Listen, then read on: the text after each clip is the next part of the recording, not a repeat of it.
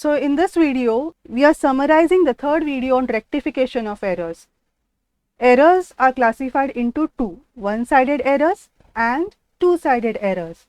In one-sided errors, we have seen that it affects only the debit or credit side at a time. So there is a mismatch in trial balance.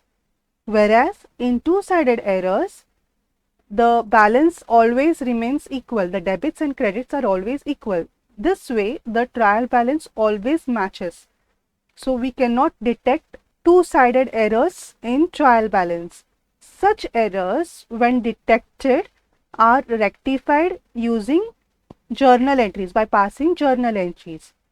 Whereas one-sided errors, in that we have to see at which stage we have found these errors. If we find the error before preparation of trial balance, then we will rectify that entry by way of note. We'll rectify it then and there by way of note.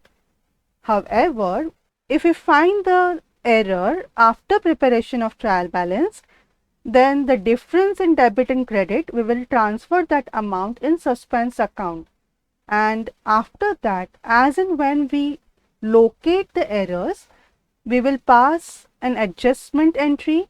That way, the suspense account will reduce to nil. The suspense account balance will get cleared.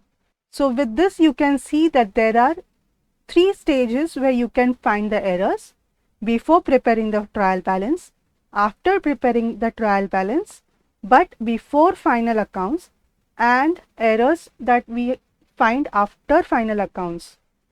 And as you know, these errors affect trial balance, profit and loss account, and balance sheet as well.